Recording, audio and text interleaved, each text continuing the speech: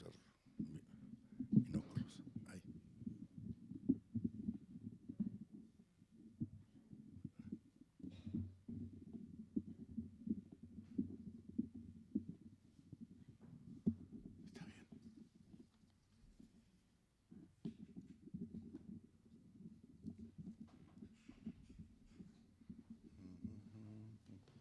Está bien.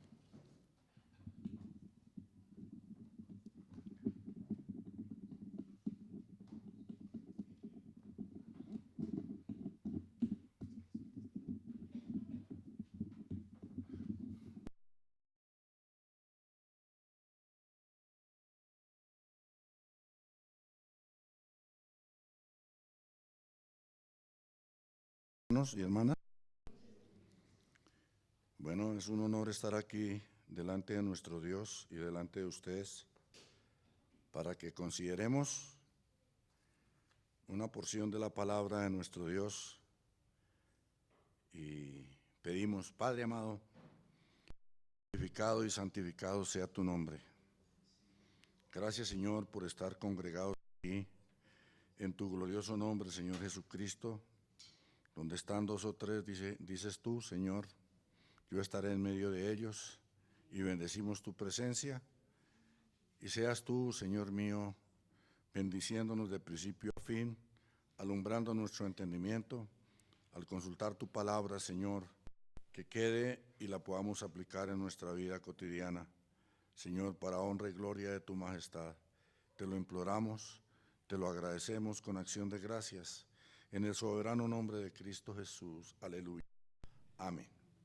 Entonces les pido abrir en Efesios, capítulo 6 del 10. Vamos a repasar este reto tan tenaz que nos corresponde, y es la guerra espiritual. Vamos a leer hasta el versículo 19. En el nombre del Señor Jesucristo. Por los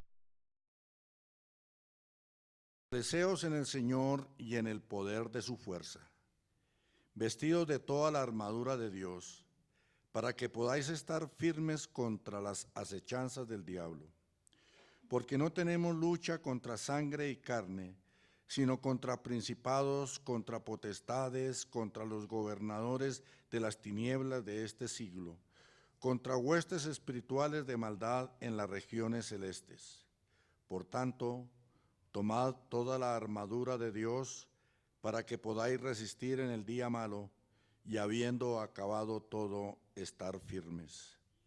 Estad, pues, firmes, ceñidos vuestros lomos con la verdad, y vestidos con la coraza de justicia, y calzados los pies con el apresto del evangelio de la paz.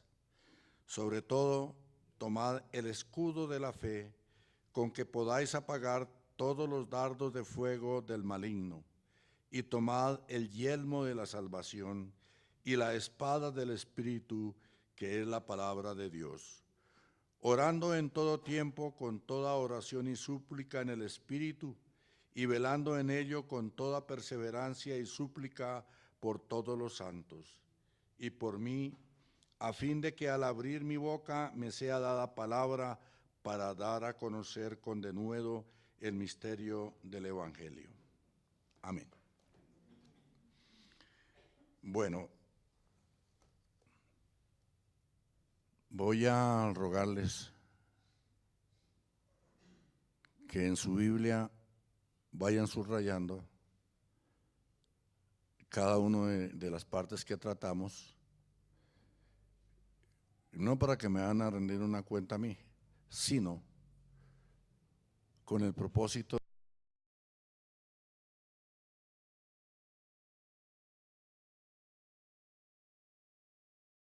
los mismos hogares o donde lo podamos hacer. El apóstol se dirige a todas las iglesias de Dios, haciendo un vibrante llamado como soldado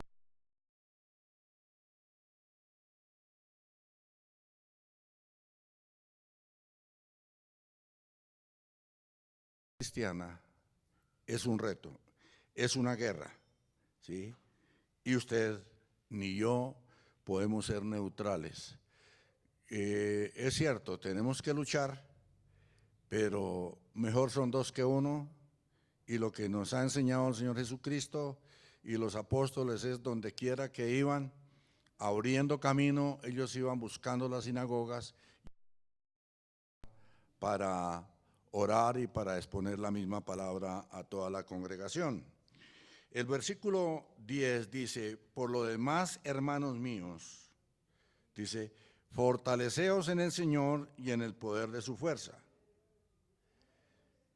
Esa palabra fortaleceos, como vemos, es una invitación plural, trazada para hombres y mujeres, desde el mayor hasta el menor, desde que nos congregamos, ¿cierto? Para poder presentar una defensa vigorosa y contundente, porque Jehová el Señor es la fortaleza de los siglos, ¿sí? Eso es. La iglesia, decía alguien, no es un barco de placer, es un navío de batalla, es un llamado a tomar las armas, pero también es una declaración de victoria. Y debemos tener en cuenta, cuando usted nació en Cristo, nació para ganar, no para perder, no para ser derrotados, no para ser acorralados por el enemigo, no para ser amedrentados por el mismo maligno, porque él usa las personas y las cosas en contra nuestra. El versículo 11 dice, vestidos de toda la armadura de Dios, para que podáis estar firmes contra las acechanzas del diablo. El guerrero creyente debe conocer a su enemigo. Mirando yo en las estrategias de ventas, de tácticas en la empresa, el gerente general nos hacía usar el libro, o él usaba el libro del mariscal Montgomery, un inglés, muy diestro, dirigiendo a la altura de general las fuerzas inglesas, y aún compaginaba en sus conceptos con el general Eisenhower de los Estados Unidos en la Segunda Guerra Mundial. Entonces, ¿ellos qué hacen? Estudiar, analizar, espiar, conocer al enemigo, cuáles son sus fortalezas, cuáles son sus debilidades, para asimismo darles candela, ¿sí? Pero a veces el caso del cristiano, el enemigo es el que conoce nuestras debilidades, nuestras flaquezas, y por ahí se va metiendo y procura hacer daño. Por eso la importancia de subrayar la escritura y practiquen todo esto, ¿sí? Muchos creen que, muchos juegan con la figura del diablo, y uno se da cuenta cómo hacen las caricaturas, cómo están de color rojo, con un tridente, y la gente espera que los va a ensartar a todos los que están descuidados. Eso es lo que se piensa. Aún si yo veía en el supermercado, en los supermercados, las carnes, el paté, carne endiablada, jamón endiablado, y la gente sigue ahí, ¿sí?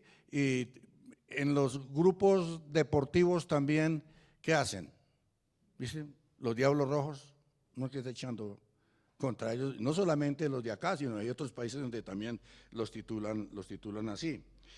Pero el propósito del diablo es tender un velo de oscuridad sobre su reino, para que no se noten las cosas.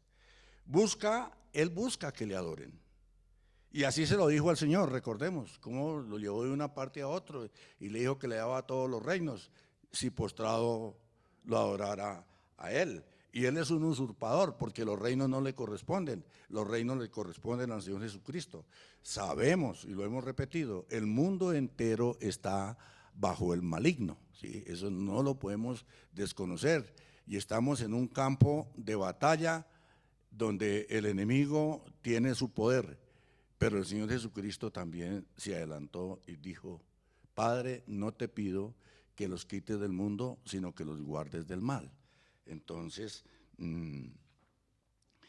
este maligno en la guerra es muy metódico y estratega, y procurará hacerle sentir a las personas, sean ancianos, adultos, jóvenes, adolescentes, que si peca no le pasará nada, que si va a tal parte y deja ir a la iglesia, eso no es ningún problema. Y así tiene enceguecido a todo el mundo. Pero para eso están los hijos y las hijas de Dios, estar pendientes. El versículo 11 dice firmes. Y esa palabra firme la hemos oído y la ahorita con bastante énfasis en el 20 de julio, en el Día de la Independencia, los militares usan esa palabra para ordenar a un militar que adopte una posición firme, de pie, erguido y con los pies juntos en señal de respeto. Y nosotros de respeto y de reverencia ante nuestro Dios y Padre Celestial. Porque dice allá en Génesis, no lo vamos a mirar, Génesis 22, 17 dice, tu descendencia poseerá las puertas de sus enemigos. Esa es con fe que tenemos que actuar cuando proclamamos la victoria y la resistencia ante el enemigo en el nombre glorioso de Cristo Jesús, invocando su sangre sobre nosotros, sobre la iglesia, sobre nuestros familiares. El versículo 12 dice, porque no tenemos lucha contra sangre y carne, sino contra principados, contra potestades, contra los gobernadores de las tinieblas de este siglo, contra huestes espirituales de maldad en las regiones celestes. Satanás actúa como una bestia acorralada, pelea sin barreras que lo detengan. Él es una fuerza destructiva, es tirano, ataca poniendo pensamientos y sueños sucios aún durmiendo, ¿sí? Inventa pleitos, es soberbio. En Isaías dice que él asola ciudades, a sus presos nunca les abrió las. Dice también en Isaías 14 que él quería a los pueblos con furor, con llaga permanente, el que se enseñoreaba de las naciones con ira y las perseguía con crueldad. Si ustedes se han podido dar cuenta, en el Medio Oriente, en Siria, despedazan a los ancianos, a las ancianas, a los niños, a los bebecitos. Esa es una tortura permanente. Y de un lado, las potencias que están a favor defienden a unos, pero siguen matando. La otra potencia, la otra contraparte, también siguen destruyendo, ¿sí? Pero Satanás es un enemigo derrotado. Él fue derrotado en la cruz del Calvario por nuestro Señor Jesucristo y ha sido condenado. Él tiene poder limitado. Y ahí es donde nosotros nos movilizamos. Deuteronomio dice que 24 dice, Jehová vuestro Dios va con vosotros para pelear por vosotros contra vuestros enemigos para salvaros. ¿Sí? A veces estamos nosotros derribados pero no destruidos, y ahí nos sostiene el poder de Dios. Las tinieblas, además de ser una terrorífica oscuridad, es la matriz del caos. La matriz es donde parten, por ejemplo, en las empresas, todo tipo de acciones, todas las tácticas, todas las estrategias para ver cómo se logran cómo se alcanzan los presupuestos y muchísimas cosas. Pero en este caso, las tinieblas es terror. Terrorífica es las tinieblas de Satanás, ¿sí? El versículo 13 dice, por lo tanto, tomad toda la armadura de Dios para que podáis resistir en el día malo y habiendo acabado todo, estar firmes. Toda la armadura de Dios. Nosotros, por eso el énfasis del comienzo, nosotros no podemos tomar por partes la armadura. Debemos vestirnos con toda la armadura que nuestro Dios ha provisto y que está clara en esta parte de Efesios del versículo 10 hasta el 19 y aún hasta el versículo 20. ¿Pero qué es la armadura? La armadura es un conjunto de armas de hierro con que se vestían para su defensa los que tenían que combatir. Pablo no perdía el tiempo. Él preso en Roma, él estaba limitado por una parte, pero él estaba observando. Y de ahí que conllevó sabiamente y basó su enseñanza en la armadura del soldado romano. Hoy en día, pues las cosas cambian, ¿sí? Pero a nosotros nos toca seguir la lucha. Pero la sangre de Cristo siempre es poderosa para guardarnos, para librarnos del mal. El versículo 14 dice también: estad pues firmes, ceñidos vuestros lomos con la verdad y vestidos con la coraza de justicia. ¿Pero qué significa la verdad? La verdad significa integridad, significa plenitud. Esa es la verdad basada en la palabra de nuestro Señor Jesucristo. ¿Y qué es la coraza? La coraza es una armadura de acero que está formada por un peto, que a mí me tocó, dije, bueno, ¿de cuál peto me está hablando cuando miraba yo anoche y esta mañana? El peto se llama, uno en la empresa, póngase el peto, para no salpicarse, para guardar la parte interior del mismo uniforme. Y tiene un espaldar, ¿sí? Ese es un tipo de chaleco antibalas, ¿sí? Ese era. Y eso era lo que usaban en el tiempo y lo usan aún todavía hoy. Pero las armas son más mortíferas en este momento y las que seguirán desarrollando. Pero gracias por tener a un Cristo vivo que guarda su iglesia, guarda su pueblo para bendición eterna de él. Ceñir los lomos en la Biblia, ¿qué significa? O representa la actitud de estar listos, preparados para salir o para actuar.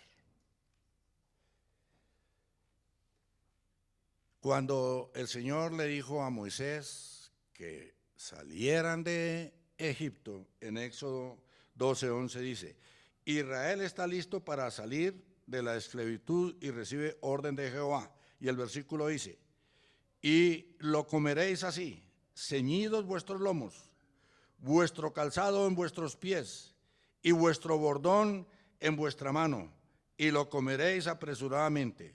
Es la Pascua de Jehová. En los campos, todos los que conocemos la parte agropecuaria, y sobre la parte agropecuaria es que se sostienen los ciudadanos del campo y de las ciudades. Que si no hay producción en el campo, no hay comida en las ciudades. Entonces ya sabemos que ya se andaba con el bordón, con el palo, lo del calzado también, bien protegidos para avanzar. Esto implica que debemos tener nuestra mente lista para actuar como hijos de Dios.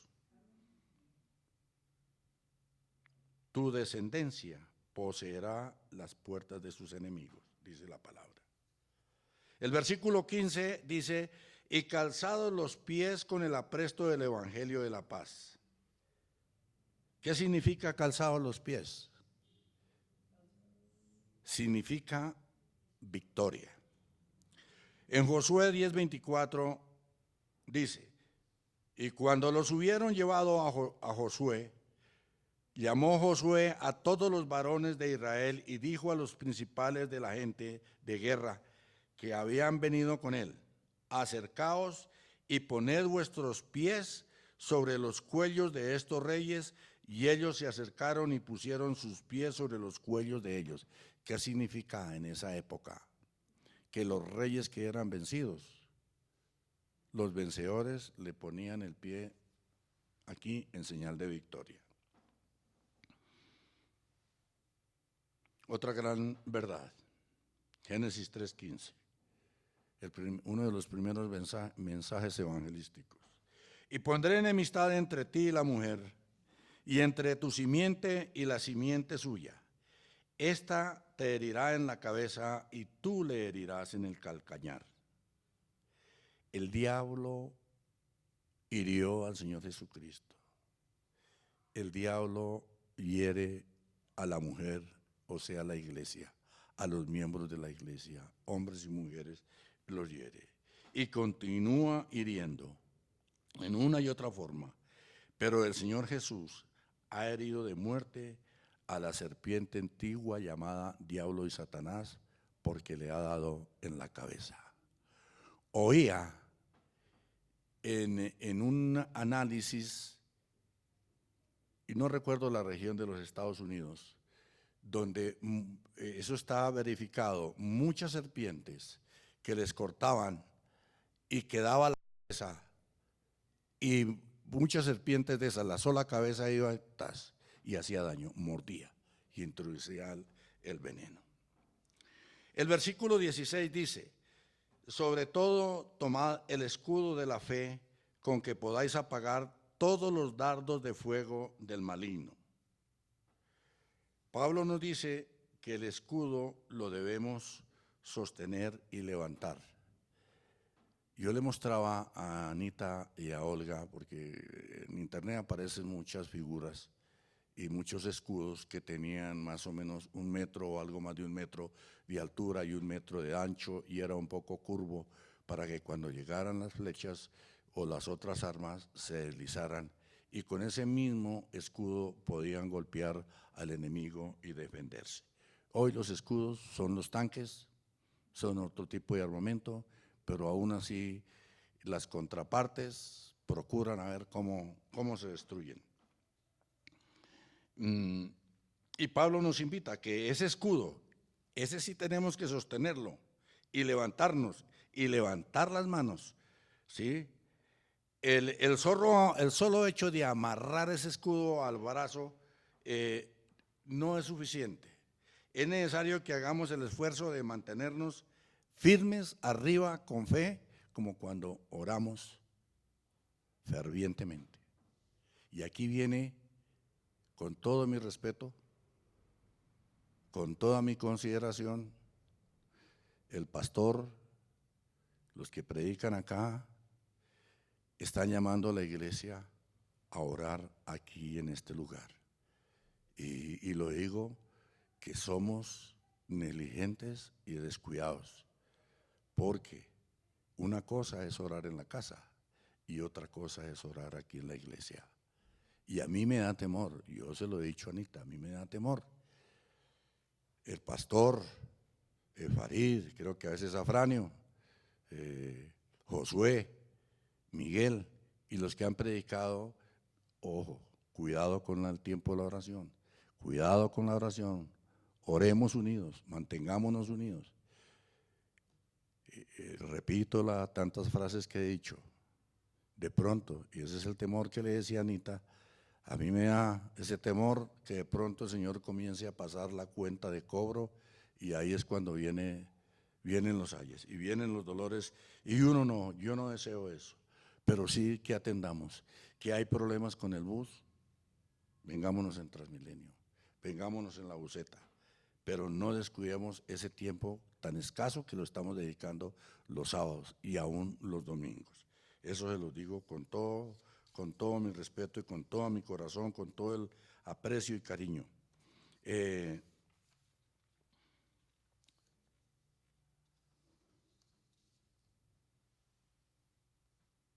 Debemos cubrirnos con el escudo de la fe, porque produce certidumbre. El diablo siempre está disparando flechas de duda. Él es a debilitarnos. No vaya a la iglesia. Mire ese transporte cómo está. Mire cómo está de buena la película. Mire el desayuno que le van a preparar. Mire el almuerzo. Él siempre estará disparando flechas de fuego. Él un día ataca, otro día no ataca, y esa es Pero ¿qué es la fe? Todos lo sabemos. Es pues la fe, la certeza de lo que se espera, la convicción de lo que no se ve. Ese es el primer versículo de Hebreos capítulo 11.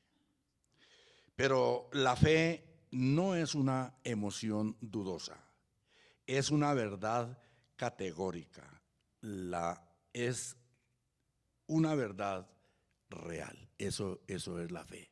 Que a veces como que nos confundimos, como que nos enredamos, pero podemos seguir estudiando, seguir preguntándole a los versículos qué dice tal palabra, cómo llega a nosotros, cómo la interpretamos.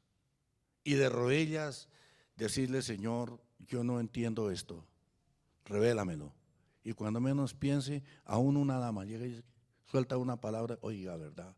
Esto es lo que yo estaba buscando. O un joven, o un predicador. El 17 dice: y tomad el yelmo de la salvación y la espada del Espíritu, que es la palabra de Dios. ¿Qué es el yelmo? Es la parte de una armadura que cubre y protege la cabeza y el rostro, ¿sí? Y se compone de un casco con visera movible para no recibir el daño. Además, la cabeza es la que dirige todos los movimientos, tiene que ser cuidada. Todos los aspectos que hemos mirado aquí de la armadura tenemos que tener muy cuidado, pero la cabeza hay que cuidarla, no en el sentido de que nos van a dar un ladrillazo y ahí nos dejaron tendidos, sino el daño de los pensamientos, el desvío de nuestros ojos mirando lo que no nos corresponde, el descuidarnos en el estudio, en la oración y en el ayuno. Y el versículo 18 dice: orando en todo tiempo con toda oración y súplica en el Espíritu, y velando en ello con toda perseverancia y súplica por todos los santos. Debemos orar de día y de noche. La oración, mis estimados hermanos y hermanas, la oración es la base de la alimentación espiritual del creyente. Aquí no podemos ir a darnos las de café con leche que yo oro y que yo me las sé todas, no. Con sencillez de corazón, buscando con acción de gracias la ayuda del Espíritu Santo para que oremos. Orar para que se siga proclamando el Evangelio es el versículo 19. Y por mí, a fin de que al abrir mi boca me sean dadas palabras para dar a conocer con denuedo el misterio del Evangelio.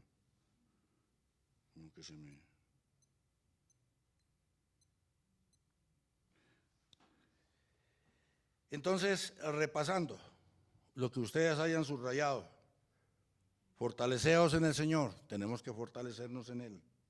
El versículo 11 y 13 dicen: firmes con la armadura de Dios y puesta cada día. El 12, la lucha es espiritual, pero no olvidemos que Satanás también es espiritual y se viste como ángel de luz para engañarnos. El versículo 14, ceñidos los lomos con la verdad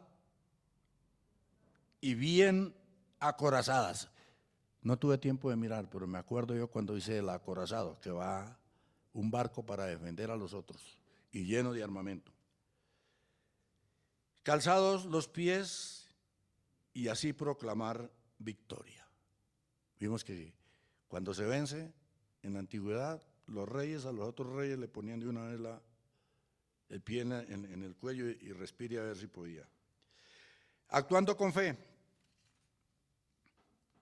con el yelmo bien puesto sobre la cabeza, o sea, la palabra bien digerida, bien acentuada en nuestra mente y en nuestro corazón para ir con la cabeza en alto, porque es la que manda a la boca que resista con la espada del Espíritu las acechanzas del mundo, de la carne y del maligno. 18 dice: orar como conviene en el Espíritu. No sabemos orar, pero podemos pedirle a Dios que nos enseñe a orar por medio del Espíritu Santo, para orar en la forma adecuada.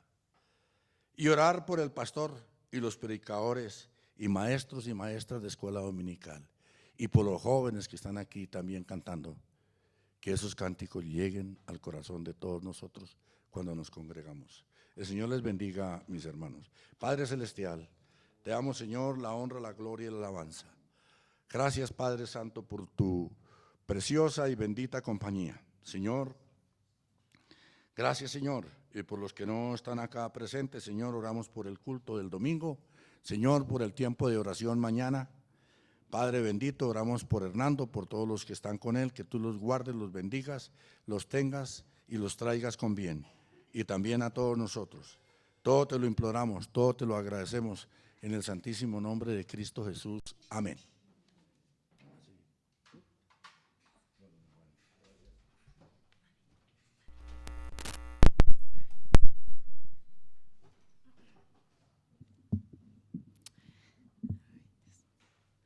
Bueno, ahora vamos a tomar las ofrendas y le voy a pedir el favor al hermano Luis que por favor nos ayude a tomarlas.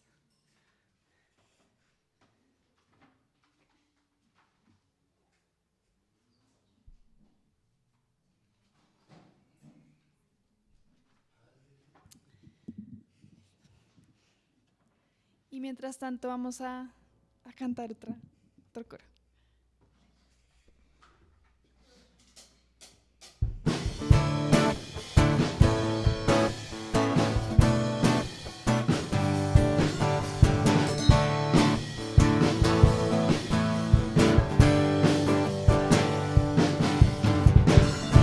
Queremos a Cristo proclamar.